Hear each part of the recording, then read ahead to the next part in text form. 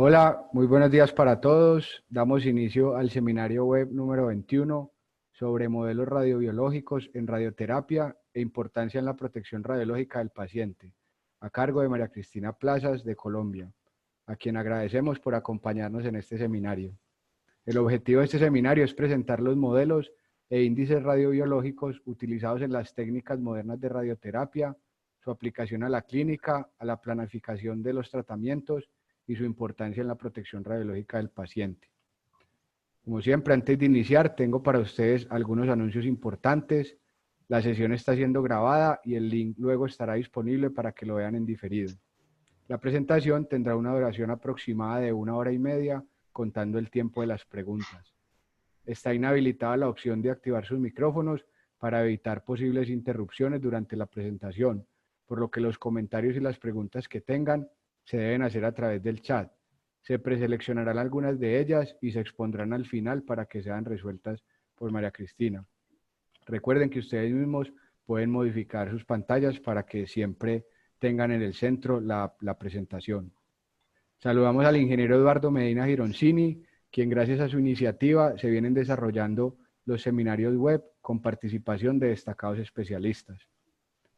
Eduardo es especialista en protección radiológica con más de 30 años de experiencia, presidente de la Red Latinoamericana de Protección Radiológica en Medicina, secretario general de la Federación de Radioprotección de América Latina y el Caribe, expresidente de la Red Latinoamericana para la Educación en Tecnología Nuclear LANEN, miembro fundador y es directivo de la Sociedad Peruana de Radioprotección. Hola Eduardo, puedes compartir tu presentación. Gracias, Pablo.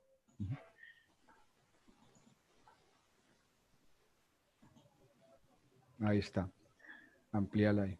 ¿Ya está? Ok. Amplíala. Bueno, buenos días a todos. Gracias por participar en este nuevo seminario web.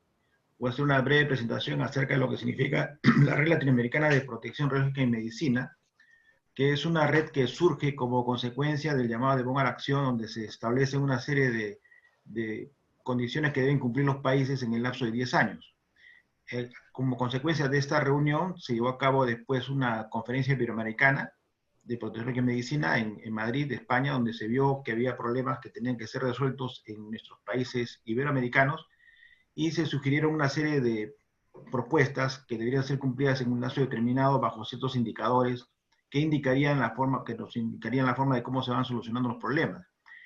Ya que este es un tema que también tenemos que tratar a nivel latinoamericano, lo que hicimos fue preparar un simposio internacional en la ciudad de Arequipa, el año 2017, donde con la participación de los colegas que estuvieron en la reunión de CIPRAN, pudimos llevar a cabo esta reunión con una gran participación latinoamericana, 221 participantes de varios países, donde cada uno pudo exponer los problemas que tenían en sus respectivos países y las soluciones que estaban tomando en cuenta para solucionarlos. Hubieron sesiones técnicas, conferencias, reuniones. Lo que hicimos es que se dio bastante prioridad a la participación oral, la participación de todos los ponentes que deseaban hacer sus preguntas y resolver las cuestiones que se presentaban en el simposio. Una de las conclusiones más importantes de esta reunión fue que se estableció una comisión para poder evaluar y hacer un seguimiento a los problemas que se habían planteado en este simposio. Como consecuencia de esta comisión, lo que se estableció fue que deberíamos crear más bien una red que se llama actualmente Red Latinoamericana de Protección Radiológica en Medicina, que tiene un consejo directivo, es una red abierta, todos pueden participar, no hay que inscribirse, hay solamente que colaborar, destinar un poco de su tiempo y de su experiencia para desarrollar determinados trabajos que hacemos en la región. Se basa en unos términos de referencia, que es como un estatuto donde se dice lo que podemos hacer, cuáles son los objetivos. Por supuesto que el objetivo más importante es mejorar las condiciones de protección radiológica en nuestros países. Una de las primeras acciones que tomamos en cuenta fue hacer una página en Facebook, que es una página abierta, no se requiere ninguna suscripción, uno puede encontrar información, puede encontrar publicaciones, puede encontrar videos, puede encontrar anuncios de eventos, noticias, todo lo que se relacione con aspectos de protección radiológica en medicina. Es totalmente abierta y uno puede descargar cualquier documento de forma gratuita. Otro de los aspectos más importantes es el que estamos llevando a cabo hoy día, que son los seminarios web, y para eso hemos creado un canal en YouTube, Hasta el momento tenemos 27 videos, hay más de 14.000 visualizaciones, anoche lo estuve revisando, y tenemos 1.000 suscriptores a esta red. En esta red que ha nacido hace 2 años, ya tenemos con esta 21 seminarios web, donde los colegas de la región exponen los temas que son de interés para todos los demás colegas de la región, ¿no? De toda América Latina. Y son seleccionados mediante, algunos se ofrecen voluntariamente, les invitamos a que participen y ellos gustosamente colaboran, como en este caso María Cristina. Otro de los temas que estamos haciendo es traducir documentos que son de divulgación para todos los países, con el apoyo del Organismo Internacional de Energía Atómica. Ellos nos dan los documentos en inglés, los podemos traducir al español, o la Organización Panamericana de la Salud, Organización Mundial de la Salud. Hemos participado en diversos eventos, tanto regionales, nacionales, o binacionales, como el caso de Ecuador, el caso de Chile, donde podemos exponer los colegas de la región sobre diversos temas de protección radiológica. Y también seminarios específicos y en algunos eventos internacionales, como en este caso el congreso más importante que se lleva en la región, que es el de protección radiológica, y el otro que es de física médica. También participamos en diferentes simposios, diferentes reuniones que se llevan a cabo como parte del programa de estos eventos. Hemos establecido un convenio de colaboración, un acuerdo de colaboración con la Sociedad Española de Protección Radiológica. Hemos desarrollado ya un seminario web para ver un tema específico, que ha tenido bastante concurrencia, y mantenemos una comunicación o un enlace permanente con diversas organizaciones nacionales e internacionales a fin de poder plasmar los objetivos que tenemos planteados en nuestros términos de referencia. Estos son solamente de una manera breve lo que estoy comentando, lo que estamos haciendo en la región, y parte de estas actividades son los seminarios, que ya este es el más antiguo, el que hacemos conjuntamente con Pablo. Son los seminarios número 21, pero también tenemos los seminarios sobre gestión de conocimiento y otros que hemos establecido con el Foro de Reguladores de América Latina, de Iberoamérica.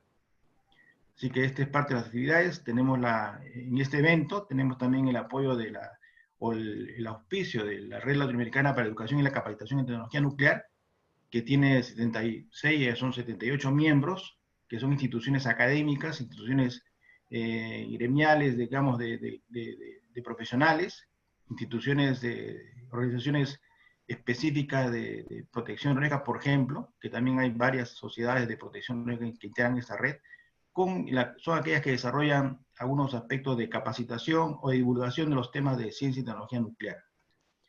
Y por supuesto tenemos el gran apoyo, la gran colaboración de Pablo, que a través de la empresa Ciber nos colabora desde hace 2 años, cuando en ese momento no se hablaba mucho de lo que es las charlas virtuales, los seminarios virtuales. Fue nuestro primer colaborador y es nuestro gran colaborador actualmente.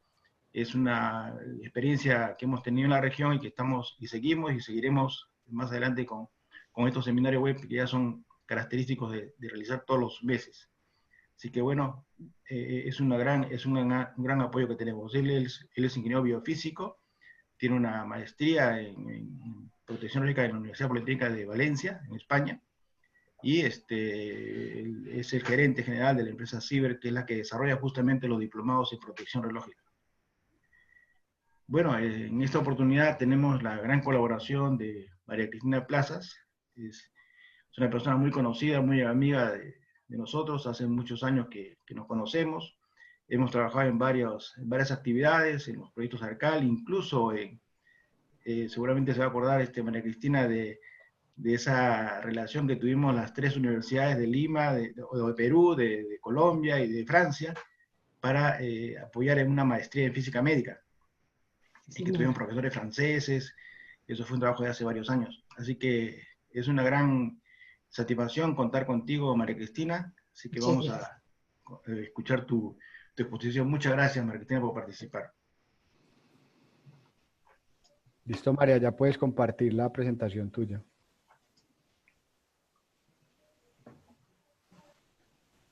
Amplíala. Ah, bueno, y ahora la primera. Listo. Muchísimas gracias. Buenos días a todos.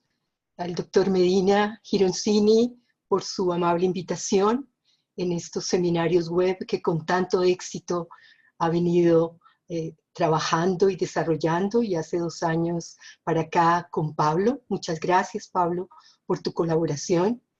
En el día de hoy vamos entonces a hablar sobre los modelos radiobiológicos en radioterapia y su importancia en la protección radiológica del paciente. Permítanme mostrarles el contenido de la charla, la cual la he dividido en 3 partes. Una, que es una pequeña introducción, en donde veremos qué es la radiobiología, cuál es su importancia, algo muy ligero sobre el modelamiento de crecimiento tumoral, el modelo de Gompers, por qué son importantes y por qué el tema de esta charla tiene que ver con la protección radiológica de los pacientes, sobre todo en las técnicas modernas de la radioterapia. Los modelos basados en la dosis y su efecto, posteriormente en aquellos basados en las curvas de supervivencia celular y dosis biológica equivalente, y posteriormente los basados en la probabilidad de control tumoral o probabilidad de complicaciones en tejidos sanos, complementada con la dosis uniforme equivalente y equivalente generalizada, para ver algunas aplicaciones en las planeaciones dosimétricas de los sistemas que utilizamos en radioterapia.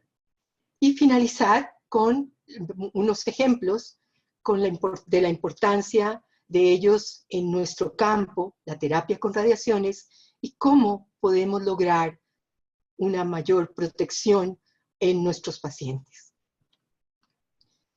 La introducción quiero iniciarla con la pregunta: ¿qué es la radiobiología?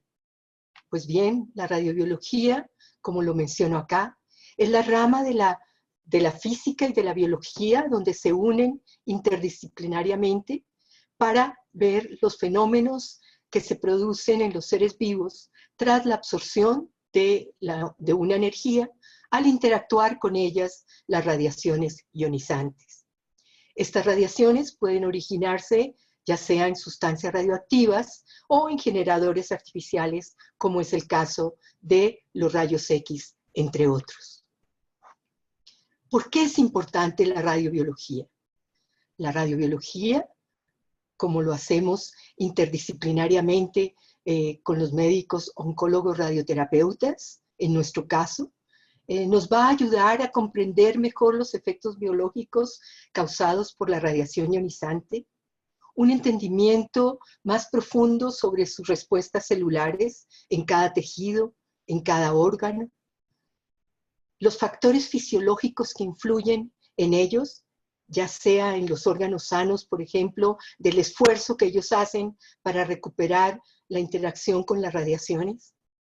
Y también nos va a permitir la radiobiología ver cómo los factores que modifican la radiación, puedo mencionar el oxígeno, entre otros, nos va a mejorar esta respuesta de la radiación ionizante. Hablemos un poco de historia. Preguntémonos a quiénes debemos el trabajo que hoy en día realizamos en radiobiología. Debo iniciar mencionando al profesor Henri Becquerel, quien descubre la radioactividad natural y es galardonado con el Premio Nobel de Física en el año 1903. Él, en cuanto a radiobiología se refiere, tenemos que presenta una radiodermitis por efectos del radio. Sabemos que él fue el profesor que dirigió a Marie Curie en su tesis doctoral con la Blenda. También debo mencionar entre los precursores los esposos Pierre y Marie Curie, quienes descubren el polonio y el radio. También reciben con el profesor Becquerel el Premio Nobel de Física en 1903, y María, la primera mujer en recibir 2 premios Nobel en 1911. Pierre, en 1902, se produce deliberadamente en su antebrazo, presta su brazo de conejo de laboratorio y se coloca 3 porciones de radio, viendo la reacción con respecto al tiempo de lo que allí sucedía. en las que se demoraba poco tiempo, un ligero eritema, una mancha roja, en el segundo con un tiempo mayor, un eritema más severo, una mancha roja ya más pronunciada, digámoslo así, y en la tercera una ulceración. Ellos nos dan las bases de por qué las radiaciones ionizantes tienen efectos biológicos, incluso ensayando sobre ellos mismos. No puedo dejar de mencionar a los profesores Jean Labat-Vergogny y Louis Tribundot, quienes desde 1906 nos publican la ley que recibe su nombre, la ley de Vergogny y Tribundot, donde, y que todavía es vigente, en la cual nos afirma que la radiosensibilidad o la respuesta de la radiación ionizante a las células va a ser directamente proporcional.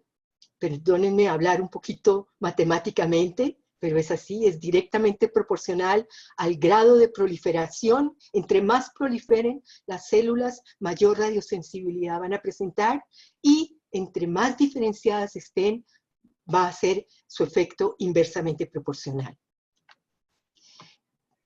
También nos podemos preguntar quiénes fueron los primeros doctores en medicina que aplican estas radiaciones ionizantes con fines terapéuticos, y puedo mencionar al doctor Leopold Freud, quien en 1897 aplica estas radiaciones ionizantes en una terapia de un nevus pigmentoso en la espalda de una joven.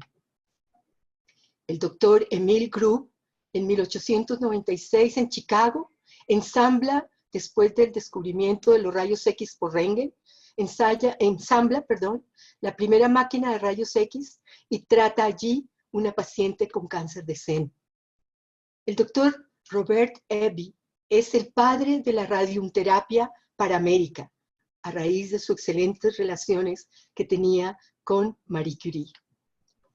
El doctor Henri Coutard, él crea, como lo menciono acá, en 1934, los esquemas de fraccionamiento que hoy en día todavía usamos en radioterapia. Y en 1922, debo resaltar también, que demuestra que era posible tratar cánceres laríngeos sin secuelas importantes. Aunque hay muchos otros que puedo mencionar, termino los precursores con Henry Kaplan, quien en el acelerador lineal con 6 megaelectronvoltios de energía, en 1955, trata a un niño con un retinoblastoma en ojo derecho. Y también publica los primeros reportes de las curas del linfoma de Hodgkin. Es decir, que la radioterapia es reconocida desde 1919 en el campo de la medicina. Rápidamente, en esta introducción, quisiera mencionar todos los modelos que hay, el exponencial, el logístico, pero permítanme mostrarles o resumirlos en los trabajos del profesor Benjamin Gompertz, quien determina la función que lleva su nombre para el crecimiento de los tumores, donde, como lo menciono acá, tiene una representación gráfica en forma de sigmoide. El crecimiento inicial es geométrico para continuar con un crecimiento lineal y llegar a un plató o a una nivelación. Esto también se debe porque hay algunos órganos que no permiten que el tumor siga expandiéndose, y allí entonces tenemos el origen de este plató. La expresión matemática de este crecimiento o de esta función de Gompertz está representada por esta ecuación matemática, donde las constantes A mayúscula y A minúscula son propias de cada tejido o de cada tumor en este caso. Y B0 es el volumen inicial. ¿Por qué son importantes los modelos radiobiológicos en nuestra práctica de la radioterapia?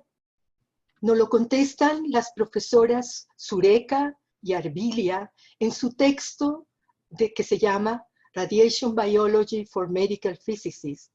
En su capítulo de importancia de los modelos radiobiológicos, señalo aquí que ella lo concentra esta importancia en la radioterapia moderna, donde estos modelos radiobiológicos lo que pretenden es convertir las cantidades que usamos en física médica, tales como dosis absorbida, en cantidades biológicas, como son la dosis biológica equivalente, la probabilidad de control tumoral o la probabilidad de complicaciones en tejidos sanos, entre otros, como lo vamos a ver más adelante. Estas cantidades biológicas han sido requeridas para optimizar los planes de tratamiento y siendo así usados en los sistemas de planeación que usamos nosotros en nuestra práctica asistencial. Algo que me pareció y nos da un honor y una satisfacción muy grande como, digamos, como colombianos, es que las profesoras Sureca y Arvilia mencionan en sus referencias y en este capítulo especialmente la publicación que con dos colegas realizamos en el año 2014 en la revista TechCiencia, donde describimos la evolución de los modelos físico-matemáticos de la radiobiología y su aplicación en terapias. Para los que quieran pueden profundizar los diferentes aspectos que en forma, digamos, breve voy a mencionar más adelante, dependiendo de los modelos de las curvas y su efecto, o las curvas de supervivencia, enfatizando el modelo lineal cuadrático.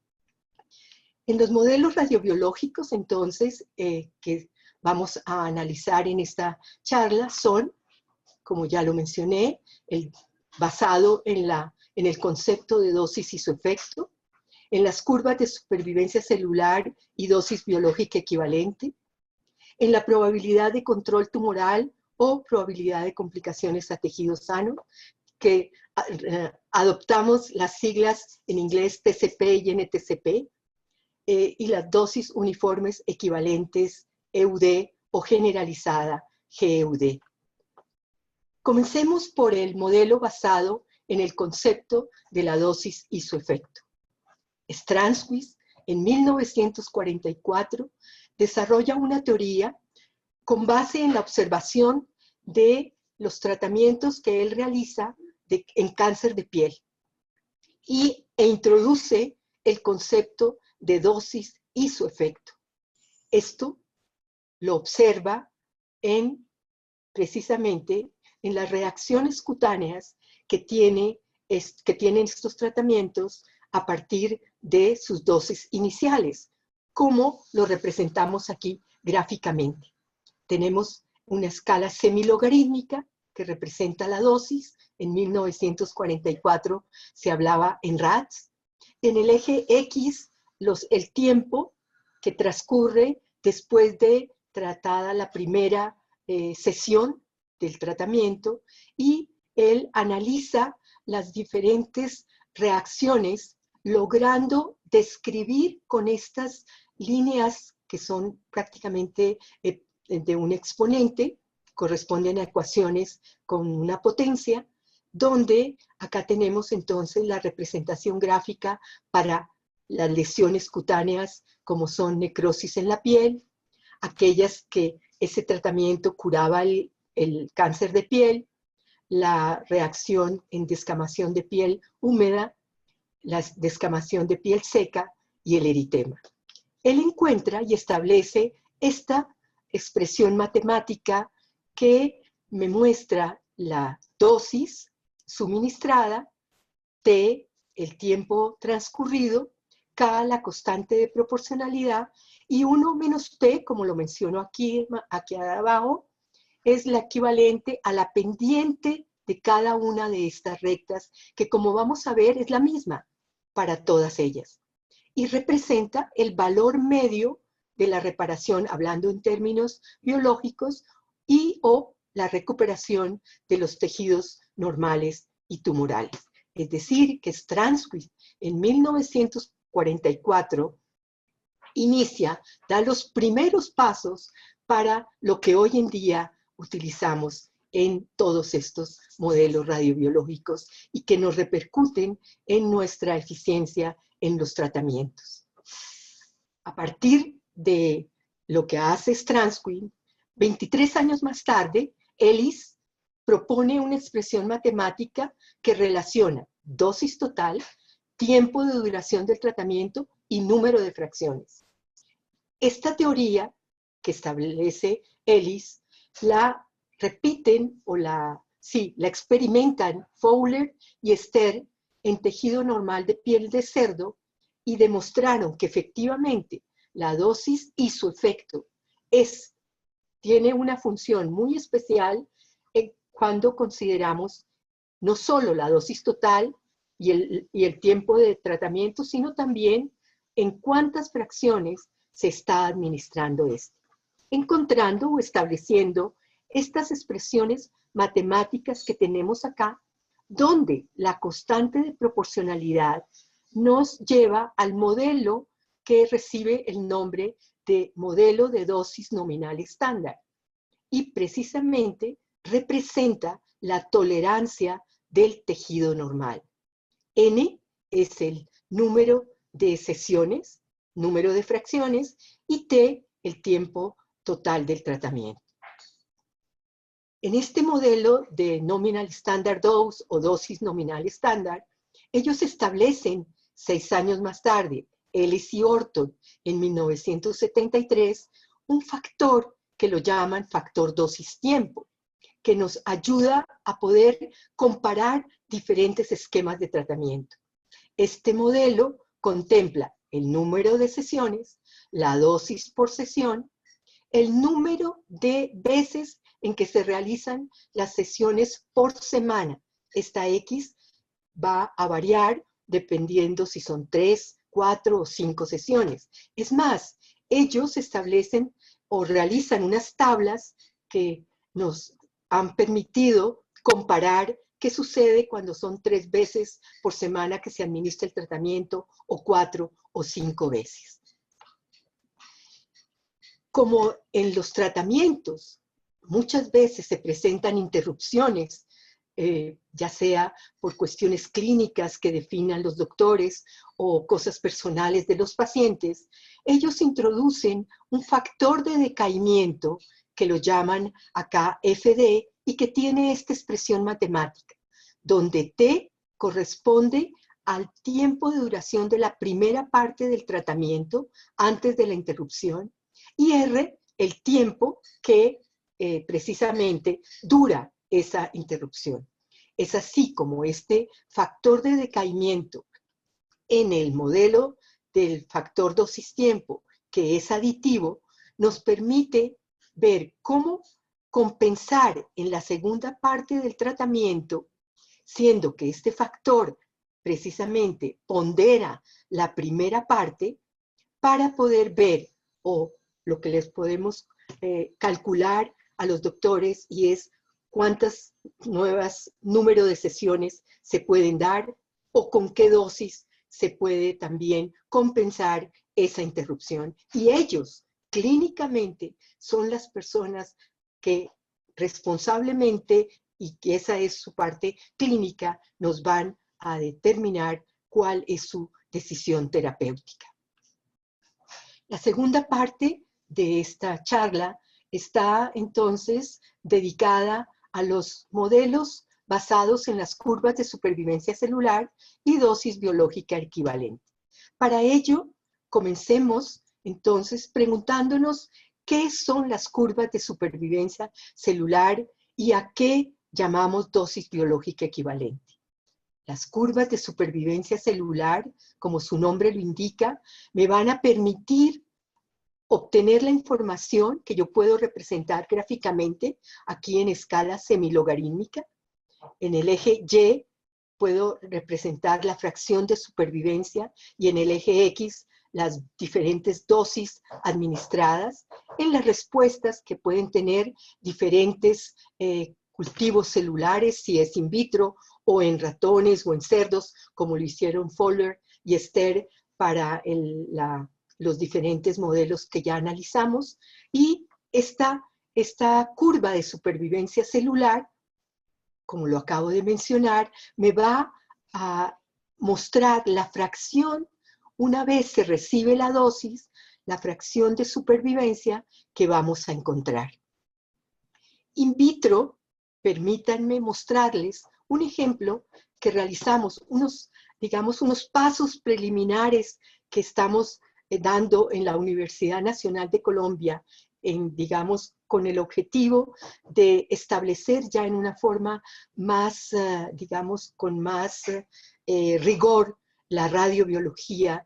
Y el profesor Aristizábal, quien tiene toda la infraestructura en su laboratorio, nos permitió hacer unos ensayos con células Vero y con células L9, con cultivos celulares L929. Las células Vero que corresponden a células de riñón de mono y L929 a fibroblastos de ratón. Es un pequeño ejemplo de lo poquito que hemos hecho en la universidad encaminados a poder in vitro lograr la construcción de lo que la literatura y en los libros vemos de las curvas de supervivencia celular. En estas placas multipozos colocamos las células, posteriormente con sus diferentes reactivos, que en esto el profesor Aristizábal nos guía en una forma excelente, y con la cámara Neubauer son contadas al microscopio el número de células N0, número de células iniciales que vamos a tener. Para posteriormente irradiar las células, aquí con el equipo portátil que tenemos en nuestro laboratorio de física médica, poder ser pasadas por el lector de fluorescencia y contabilizadas. Nuestros resultados no son del todo satisfactorios, por lo cual debemos repetir y ya estamos tratando de ver cómo podemos utilizar el radium 223 en estas pruebas para que no tengamos que salir del laboratorio del profesor Aristizábal. Son unos primeros pasos, pero así comenzaron papá y mamá. Algo importante que hay que tener en cuenta en la interacción de la radiación ionizante con el tejido celular es que sabemos que el depósito de energía en la trayectoria de la radiación ionizante es impredecible y es precisamente aleatoria. Entonces, nosotros podemos, por este proceso, aplicar la estadística de Poisson, que fue lo que hizo el profesor Lea y colaboradores en 1945 para poder expresar la probabilidad del número de eventos por ionización que se pueden producir en un medio celular. Y X es precisamente el número promedio de células que podemos analizar mediante este modelo. Está el modelo de Poisson y el modelo logístico con la curva sigmoidea. Si analizamos por medio del modelo de Poisson, Lea y colaboradores establecen un año más tarde las teorías del blanco, donde consideran que el blanco es una unidad biológica donde la muerte celular la va a generar o va a estar manifestada por la inactivación de ella. Para esta teoría existen dos modelos. El modelo, como lo menciono acá, blanco simple, impacto simple, o el modelo blanco múltiple, ya que la célula está constituida por varios blancos y con impacto simple en cada uno de ellos.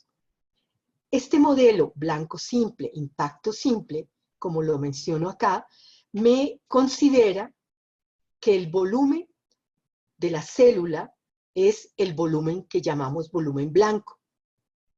Y que este volumen blanco se inactiva por un impacto simple de la radiación ionizante. Es decir, que matemáticamente la supervivencia celular va a estar expresada como la relación entre el número de células que tengo al cabo de una determinada dosis sobre el número inicial de células en la colonia o el cultivo celular que tengamos. Esta representación gráfica, como vemos, es exponencial, lineal en escala semilogarítmica y se puede expresar también utilizando el logaritmo neperiano y me queda que es una proporción entre la dosis, y la D0, que la interpretamos como la dosis promedio que se requiere para generar o inactivar la célula por un blanco.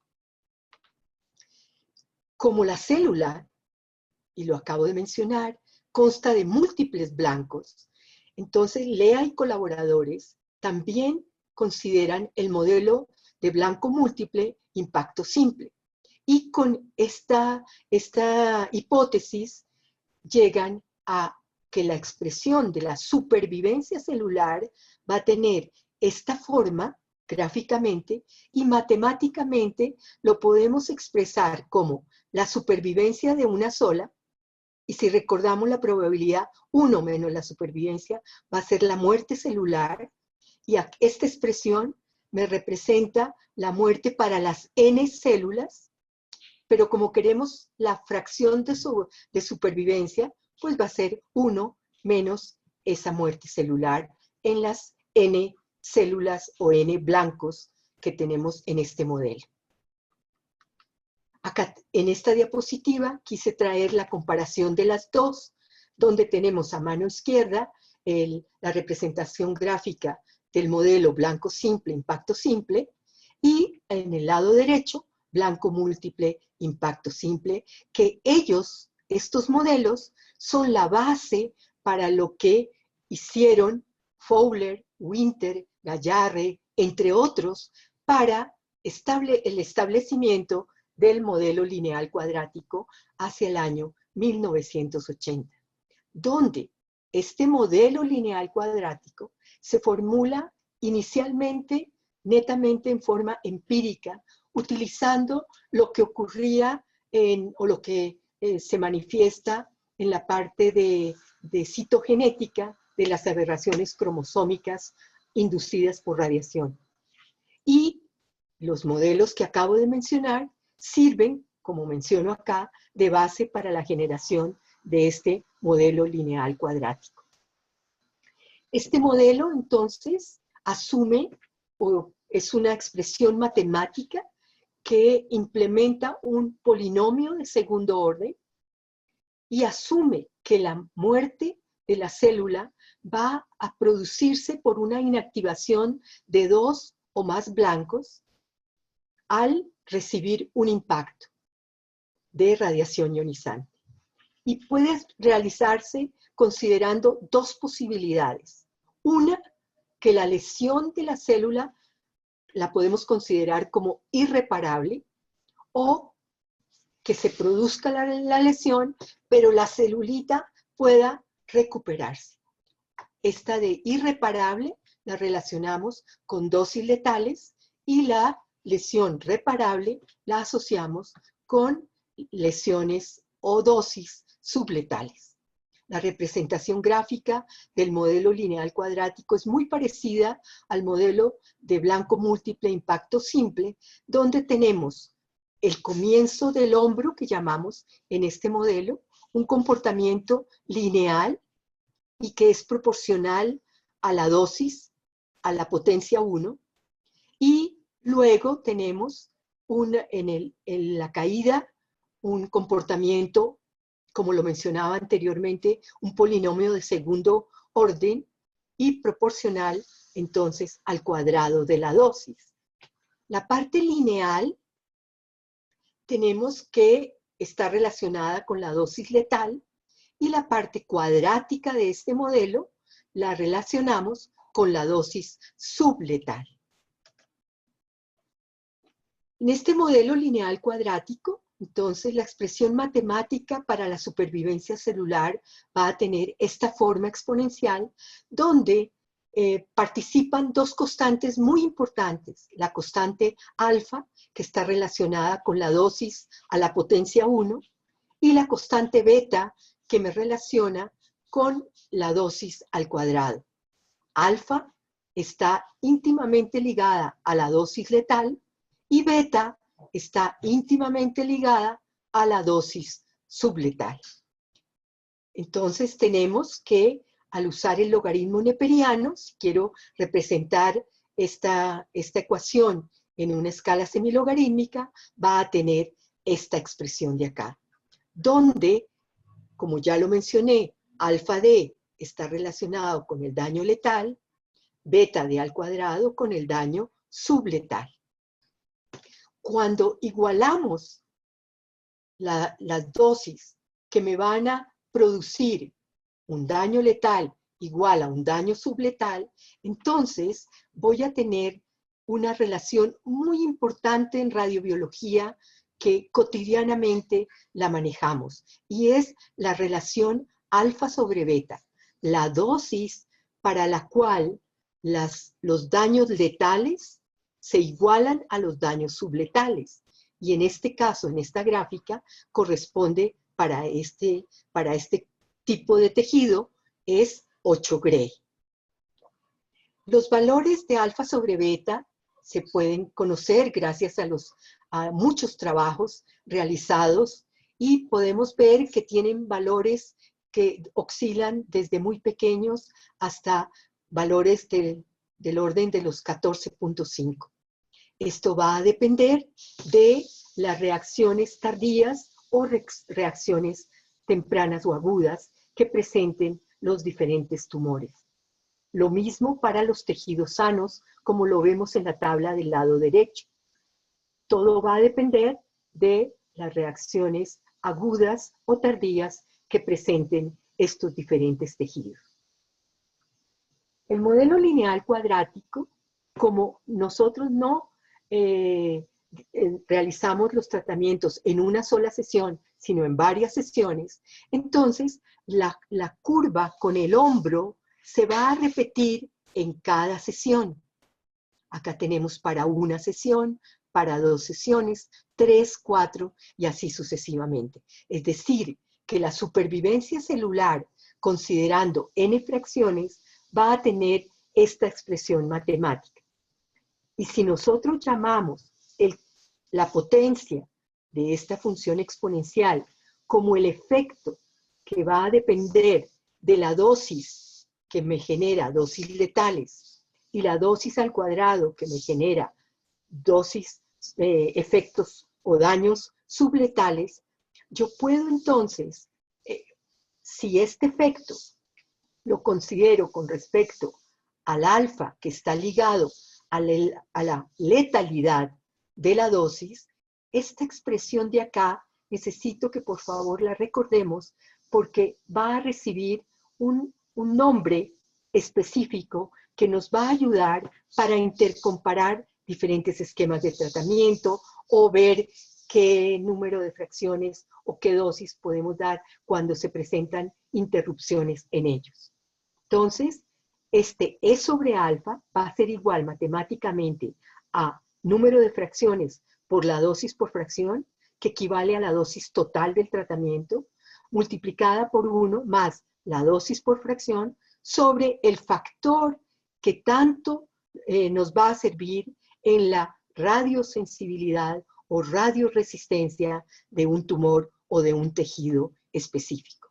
Esa expresión que yo les mencionaba ahorita y que les decía que por favor la retuviéramos, es la que llamamos dosis biológica equivalente y que Fowler estableció en el año 1989.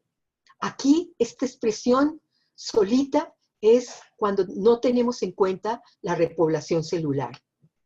Acá introducimos un nuevo factor que nos va a ayudar a ver cómo es la dosis biológica equivalente cuando tenemos en cuenta el factor de repoblación, en este caso K, que es la dosis biológica equivalente diaria de repoblación, Gray por día, y esta que nos va a ayudar a ver y a compensar en las interrupciones de los tratamientos con este nuevo factor T-T delay, que de acuerdo a las profesoras Sureca y Arbilia, en su texto los identifican con T mayúscula, tiempo total del tratamiento, y T delay no es el tiempo de interrupción del tratamiento, sino el tiempo que se requiere para que comience a repoblarse ese tipo de tumor, básicamente.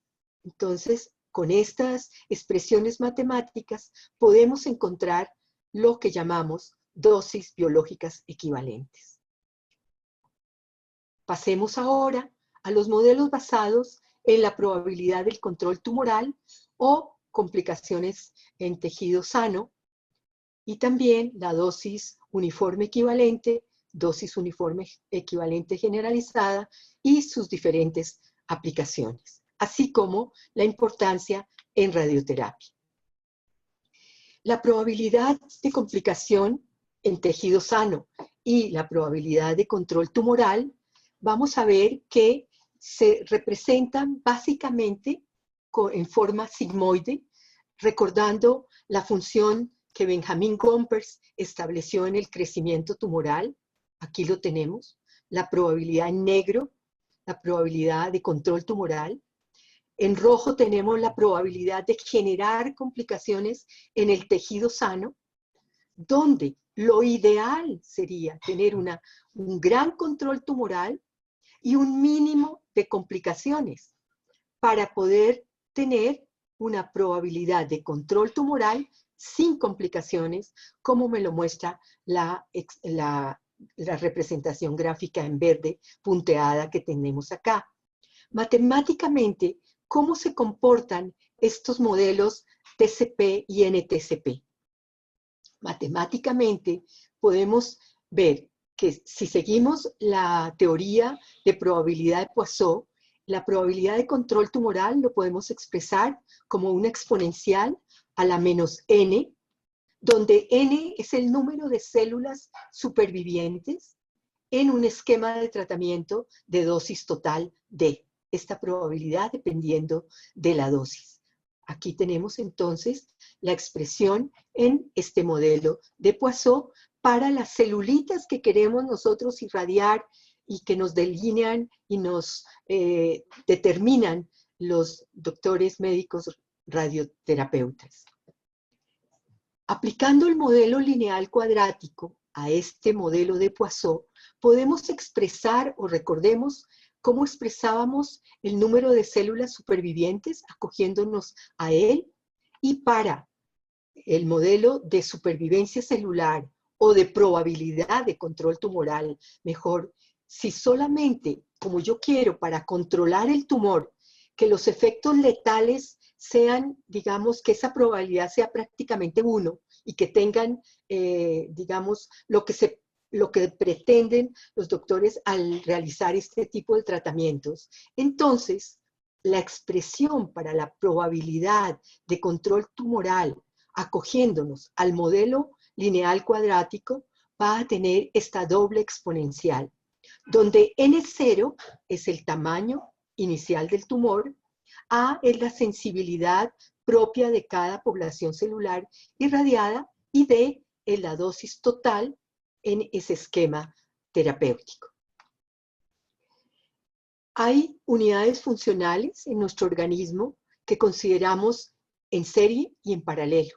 En paralelo, por ejemplo, el caso de los riñones, el caso de los pulmones, y para este efecto de la probabilidad de control tumoral, podemos considerar que cuando se trata de unidades funcionales en paralelo, el tumor lo podemos dividir en P partes, y para eso, y acogiéndonos al modelo de Poisson, podemos decir que la probabilidad de control tumoral va a ser el producto de la probabilidad de control para cada una de esas P partes en que hemos dividido el tumor, donde N sub I y A sub I es el número de células clonogénicas, y A sub I es el parámetro que me representa la radiosensibilidad del volumen iésimo en el que he dividido el tumor.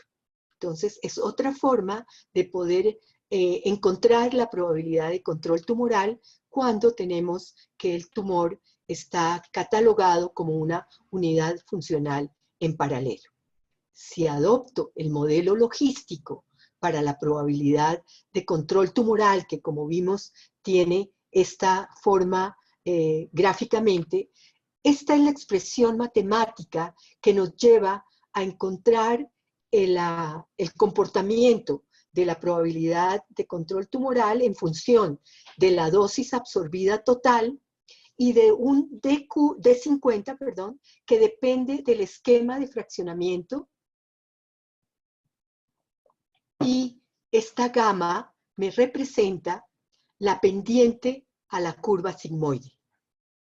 Este 50 quiere decir que la probabilidad es la dosis que me da la probabilidad del 50% de control tumoral. Y gamma es la pendiente.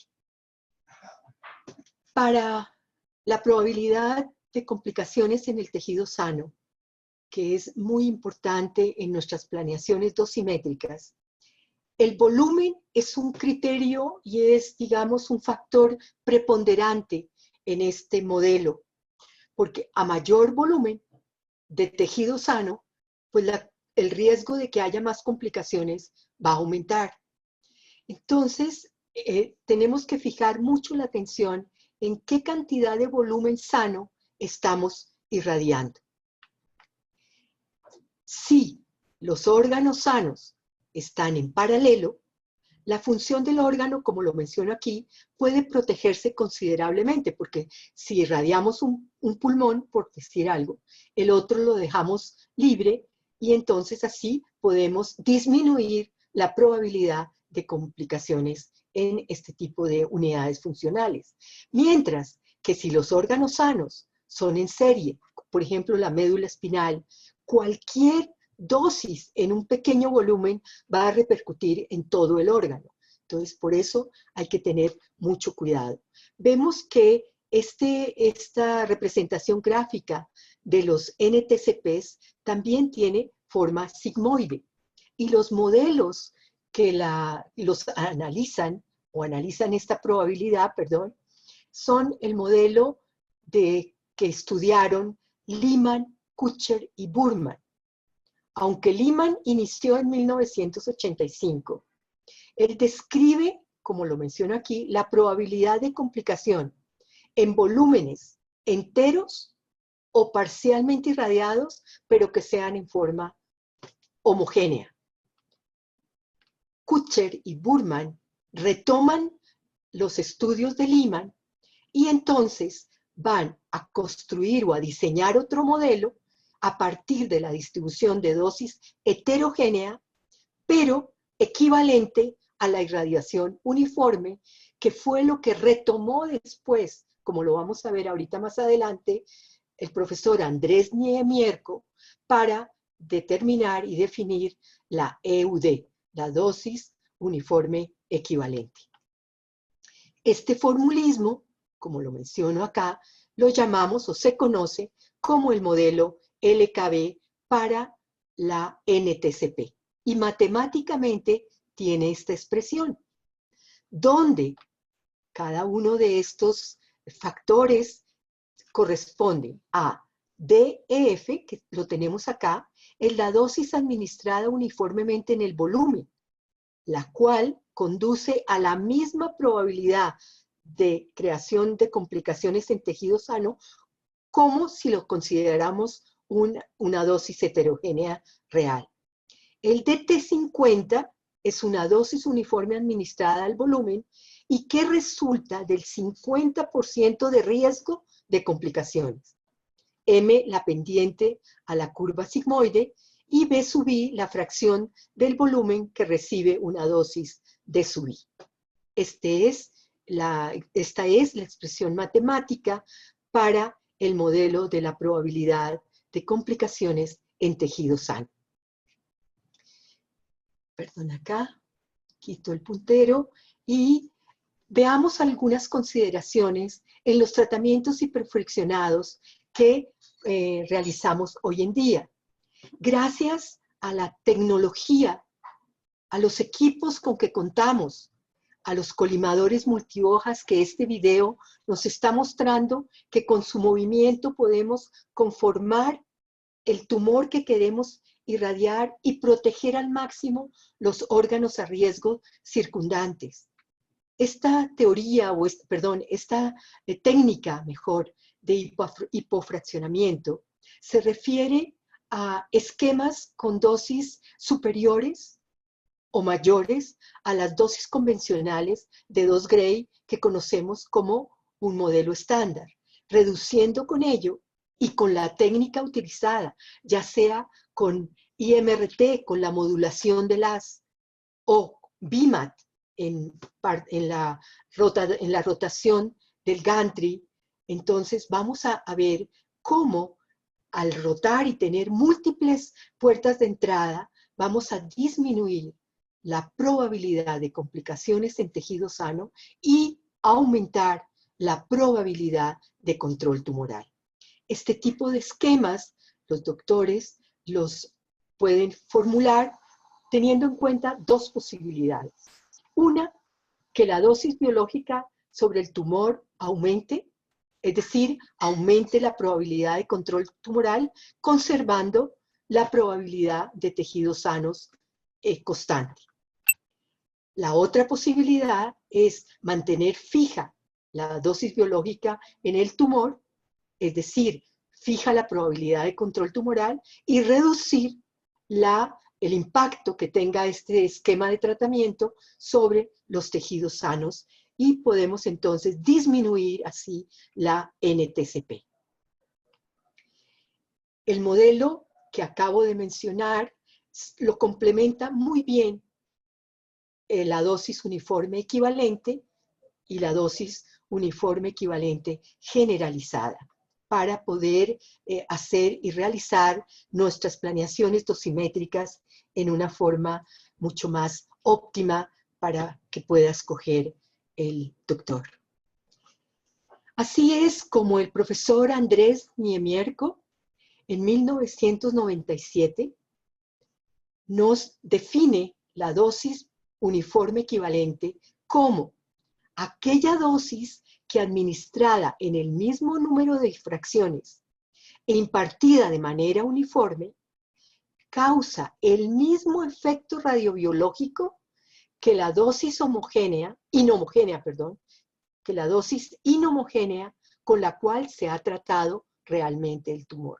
Es decir, si nosotros dividimos ese PTV, ese Planning Target Volume, en muchos cubitos, podemos entonces, con la EUD, relacionar todos los que se irradian en forma inhomogénea, ver a qué equivaldrían si lo hiciéramos, a cuántos de esos cubitos lo podemos hacer en forma homogénea. Existen muchísimas expresiones matemáticas para este concepto y el mismo profesor Niemierko las formuló. Estas que tenemos acá al lado izquierdo de la diapositiva, que están relacionadas con la fracción de supervivencia, por ejemplo, con la dosis que está recibiendo el paciente. Y la otra está en la parte inferior.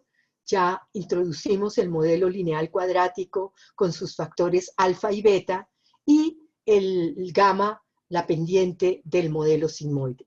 La que más utilizamos en nuestros sistemas de planeación es esta expresión matemática, que es la sumatoria de lo que ocurre en cada uno de esos cubitos, de esos volúmenes en el que estamos dividiendo el tumor con la dosis correspondiente a una potencia A, y luego, después de la sumatoria, le extraemos la raíz aésima de esta suma, donde este A es específico de cada tipo de tumor. Quiero aclarar que el profesor Niemierko definió la dosis uniforme equivalente con respecto inicialmente al tumor. Y B sub I, en esta expresión, va a corresponder a la relación entre el volumen irradiado de cada cubito sobre el volumen total del tumor.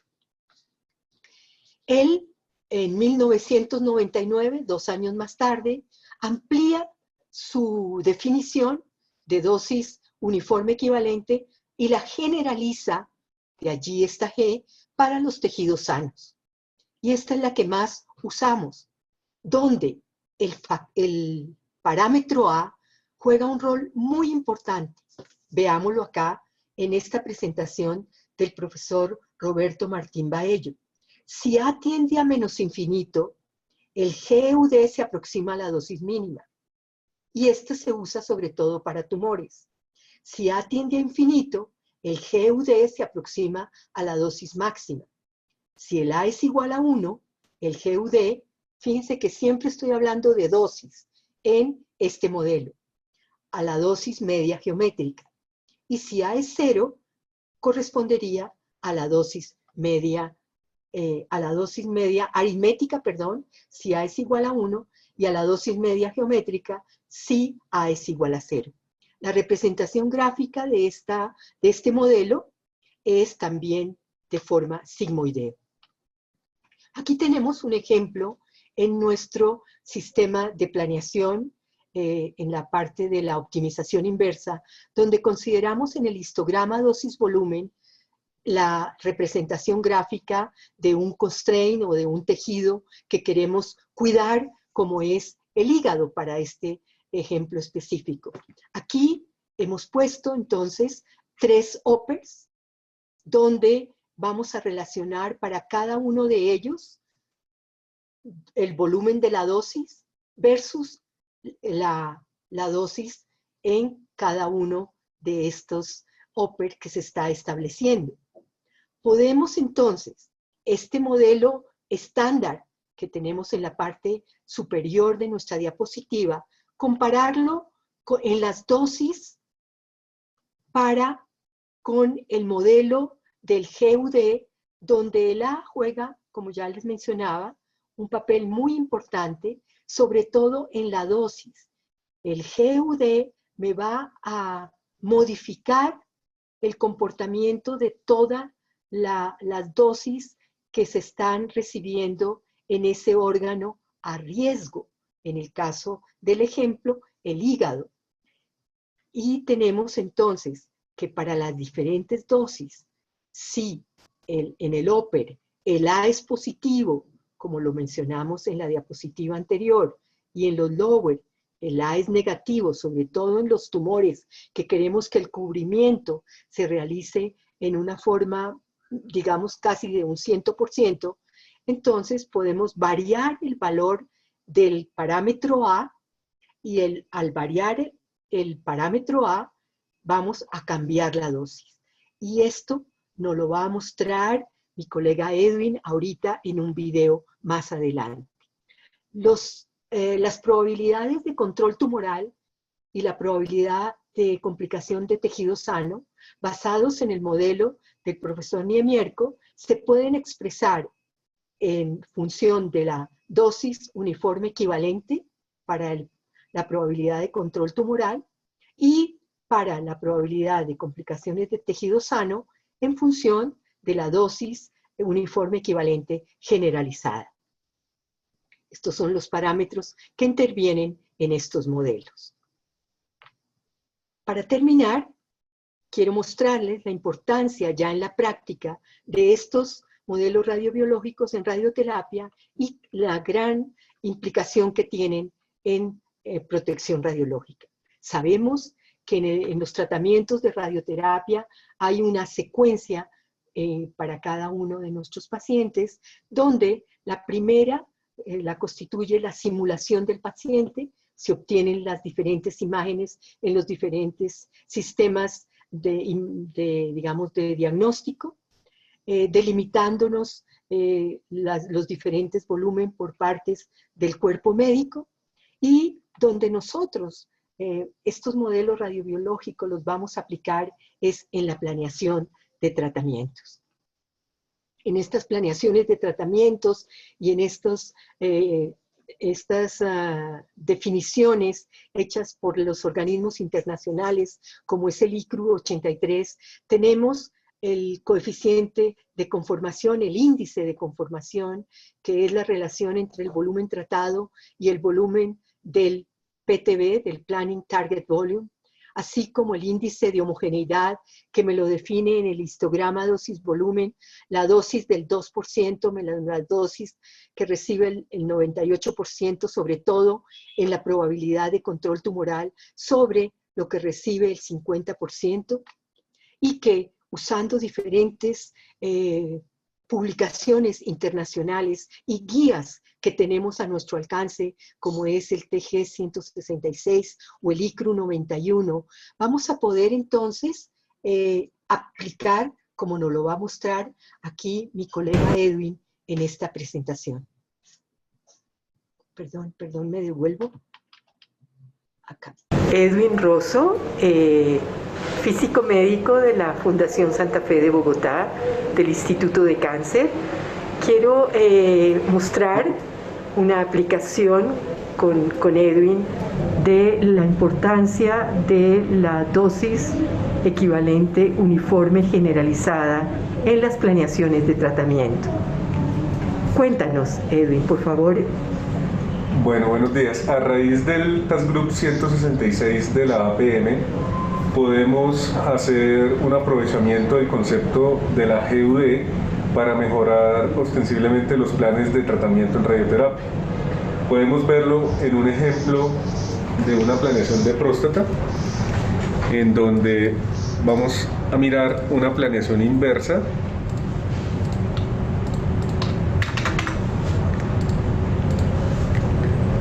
en la que inicialmente no vamos a utilizar la herramienta de optimización por GUD y vamos a mirar el efecto que tiene particularmente en la protección de los órganos a riesgo. Puntualmente lo vamos a hacer con el recto y la vejiga en este caso, lo cual va a traducir en menor toxicidad para los pacientes. Entonces, un momento. Mientras el sistema calcula, podemos revisar. Ok, ahí va.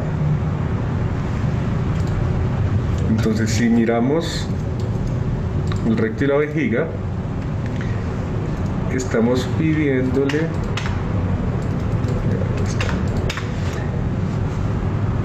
Estos serían valores de optimización que tendrían el recto y la vejiga si solo hiciéramos parametrización de dosis-volumen, como la que tenemos tradicionalmente. Si utilizamos unos valores de GUD para realizar la optimización, teniendo en cuenta que a partir de la ecuación propuesta por Nimierko, si el valor de A tiende a 1 o es un valor pequeño, positivo, tiende a la dosis promedio. Si tiende a 0, tiende a la dosis geométrica. Si el A tiende a infinito, la GUD tiende a la dosis máxima, y si tiende a menos infinito, tiende a la dosis mínima. Entonces, vamos a utilizar para el recto y para la vejiga los valores propuestos por Nimierko en su artículo original, que son 8 para el recto y 2.3 para la vejiga. Y miremos el efecto que tiene cuando introducimos la optimización biológica. Se observa que inmediatamente empiezan a bajar las dosis en los órganos a riesgo, logrando una mayor protección en las curvas de isodosis. Si bien se pierde bastante cubrimiento, existen métodos con estructuras auxiliares para recuperarlo, manteniendo esta protección a los órganos sanos. Cuando los planes ya logran un buen índice de homogeneidad y de cobertura, podemos realizar comparaciones. Aquí lo tenemos listo. Entonces, por ejemplo, vamos a comparar sin optimización con GUD y con optimización, utilizando la optimización biológica. Al final tenemos parámetros de cobertura y de homogeneidad parecidos, y particularmente para el recto y la vejiga, miremos primero el recto, tenemos una disminución importante en la dosis. Por ejemplo, si miramos el 50% del recto, pasó de una dosis de 25 de 2537 centígrados a 2052. En el 25% tenemos una reducción de 42.5 grays a 35 grays. O sea, es una reducción bastante importante utilizando las herramientas de optimización biológica. Y lo mismo podemos verlo con la vejiga, que en este caso no hay una diferencia tan grande como en el recto, pero aún así observamos una disminución importante también. Nosotros tenemos entonces diferentes sistemas de verificación para que esto que nos acaba de mostrar mi colega Edwin, podamos confirmarlo en que lo que se planeó es lo que realmente el paciente recibe. Y para eso, pues existen diferentes sistemas de verificación de la afluencia, de lo que sucede, por ejemplo, en técnicas BIMAT o en técnicas de IMRT, etc.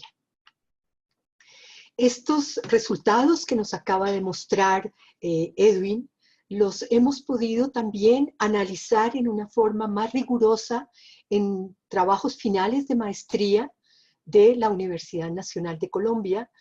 Por ejemplo, traigo aquí el caso del trabajo muy reciente de Jean-Paul Picon, quien evalúa en forma radiobiológica y dosimétrica 2 esquemas de tratamiento en cáncer de seno. Permítame retomar el puntero. Y entonces Jean-Paul analiza con todos estos modelos radiobiológicos el esquema de 15 sesiones de 267 centigrade cada una para una dosis total de 4005 centigrade. Y con un refuerzo secuencial escalonado de 5 sesiones adicionales de 200 centigrade en el PTB11 versus el esquema de tratamiento de 15 sesiones de 267 centigrade para dar una dosis en el PTB1 de 4005 centigrade y un refuerzo integrado simultáneo en el PTB11 con dosis de 300 centigrade y que recibe este PTB11 4500 centigrade en total. Perdón. Los resultados que arroja el trabajo minucioso realizado por Jean-Paul es que en el esquema integrado simultáneo, en el del refuerzo, vamos a tener un mejor comportamiento en la probabilidad de riesgo de complicaciones en el tejido sano como es corazón y pulmón. El seno izquierdo, como sabemos, el corazón está allí y es uno de los órganos primordiales junto con el pulmón izquierdo que tenemos que disminuir el riesgo de complicación. Y eso lo observa en los resultados del trabajo de Jean-Paul. La dosis uniforme equivalente en la región del refuerzo es exactamente igual para los dos tipos de tratamiento. La probabilidad de control tumoral tiene una ligera diferencia entre el esquema secuencial escalonado y el esquema integrado simultáneo, como lo vemos acá. La GUD, la generalizada para el corazón y para el pulmón, son en los dos esquemas de tratamiento muy similares. Para el corazón nos dio una probabilidad de 10 a la menos 3% y para el pulmón de un 1% en los dos esquemas respectivamente. Resultados también muy, digamos, muy rigurosos.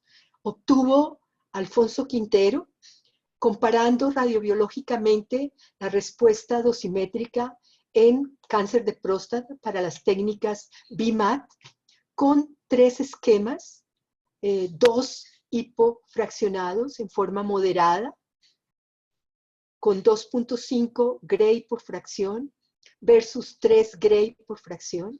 Y aquí tenemos que se comparó versus el esquema convencional de 2 Gray, 39 fracciones para una dosis total de 78 Gray.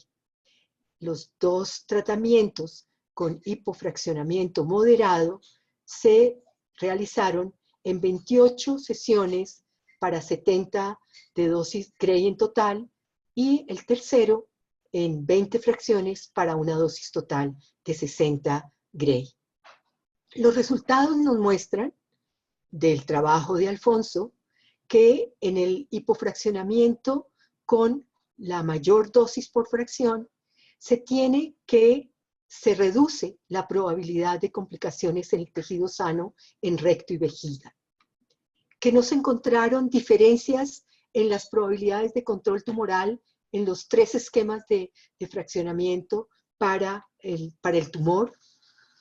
que la dosis uniforme, equivalente, generalizada y es un resultado interesante, es inversamente proporcional al volumen de la vejiga.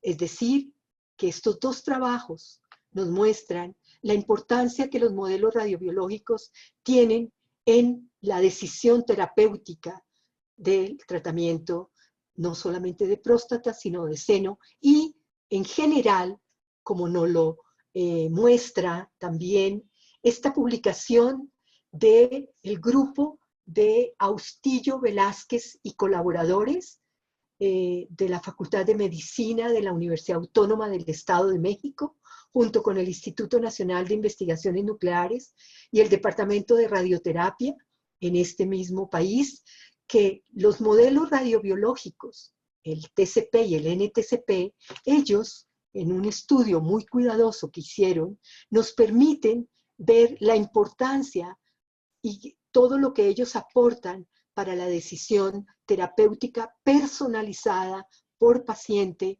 para el bienestar de ellos. En la importancia de los modelos radiobiológicos, permítanme suspender el puntero. He invitado al doctor Álvaro Muñoz para que nos hable. Álvaro Muñoz, radiooncólogo del Instituto de Cáncer de la Fundación Santa Fe de Bogotá. Doctor, ¿por qué son tan importantes los modelos radiobiológicos en su práctica clínica de la radioterapia? Claro que sí, Cristina. Mira, la radiobiología es una ciencia que ha evolucionado a pasos agigantados en estas últimas décadas, y con esta evolución tanto de las máquinas como de los sistemas de planeación, hemos visto que toda esta radiobiología que vimos en nuestro inicio de la especialidad ha venido cambiando enormemente, ya que ahora es posible proteger los órganos sanos a un nivel tan avanzado que no justifica dar dosis pequeñas. Entonces, de la mano de la radiobiología hemos logrado dar dosis realmente ablativas en el tumor, hacer una muerte de la célula tumoral, con el cual apoyamos la inmunoterapia que actualmente está en boga en todos los tratamientos oncológicos, y todo esto es posible con la realización de histogramas dosis-volumen en forma dinámica, y todos los avances de la radiobiología es lo que nos ha permitido acá en nuestro servicio lograr escalar dosis realmente que impacten en la muerte de la célula tumoral. Por eso la radiobiología para nosotros es nuestra mano de... Doctor, con este testimonio del doctor Muñoz, finalizo mi presentación. Muchísimas gracias. María, muchas gracias a ti. Magnífica tu presentación. Muchas gracias. Vamos a pasar un momento al tiempo de las preguntas. Nos quedan aproximadamente 10 minutos para cumplir con el tiempo que establecimos. Hay una pregunta, María, en el chat, pero me gustaría abrir el audio de la persona que nos hizo la pregunta. Es la practicante de física médica del Instituto Nacional de Cancerología. Vamos a ver si de pronto puede activar su audio. Ahí ya se lo solicité y hacer la pregunta. Vamos a ver. Si no, la leemos en el chat. Aló, buenas tardes. ¿Cómo estás, hombre? ¿Cómo está? Mucho gusto, Andrés Pinzón. Hola, profe. ¿Cómo estás, Andrés? Van a corchar a la profe. Bueno, muy bien, Andrés, dale, adelante. No, pues mi pregunta era sobre el factor de corrección del BET en el tiempo delay. Yo hice una consulta porque estamos tratando de ver aquí cómo se puede implementar. Hay un rango que sugiere que 21 a 28 días para interrupciones menores a 40 días, si no estoy mal. Yo, yo le quería preguntar, ¿será, la profesora sabe si de pronto esto se llega a reconsiderar después de que hay más interrupciones? En el modelo de la dosis biológica equivalente, en el K por T menos T delay, ¿te refieres a eso, Andrés? O el T delay, si se conocen los valores de T delay para los diferentes tumores. Sí, me refiero al T delay. Lo que pasa es que yo he visto diferentes ejercicios y los plantean muy puntuales. Pero también en el libro que sugirió usted, sí. ¿Recordó? Algo con ese, no me recuerdo bien el nombre. Citan un artículo donde sugieren que sea de 21 a 28 días. Pero, sí, aunque bueno, es un intervalo muy, muy concreto, no sé, a veces cuando uno debe considerar más el 28, a veces el 21, y si, digamos, uno después de esa interrupción, a otra siguiente interrupción de tratamiento, sigue considerando ese mismo T-delay. Es muy importante, Andrés, este parámetro del T-delay, considerarlo dependiendo del tipo de tumor que estemos analizando. Si es un tumor con una repoblación celular importante, que va a comenzarse a repoblar en los 21 días que tú mencionas, es de vital importancia analizarlo. Así como el alfa sobre beta, inicialmente utilizábamos el valor de 10 en forma estándar, fuera tumor, fuera tejido. Poco a poco los estudios de diferentes autores nos han mostrado que el comportamiento de esta relación alfa sobre beta no es un solo valor constante, sino depende del tipo de reacción que tenga a la radiación ese tumor, tardía o aguda. Lo mismo te puedo contestar con el T-delay. Hay que considerarlo para aquellos tumores que tienen una repoblación importante. Eso sí es de vital importancia, Andrés Felipe. Muchas gracias, profesora. Con mucho gusto. Bueno, María, por ahí tenías unos mensajes de saludo. Marta Aguilera, que fue un gran honor escucharte y verte. Y bueno, tuvimos cerca de 100 personas en algún momento conectadas. Es casi un récord en audiencia. Entonces, bueno, nuevamente te quiero dar las gracias y con esto pues ya daríamos por terminada esta 21ª experiencia de muchas otras. Gracias, Eduardo, gracias a cada uno de los participantes que estuvieron conectados y atentos durante el seminario. Recuerden que posteriormente se les enviará información sobre este y sobre otros seminarios. Pablo, todavía segundo, no, una vez que corten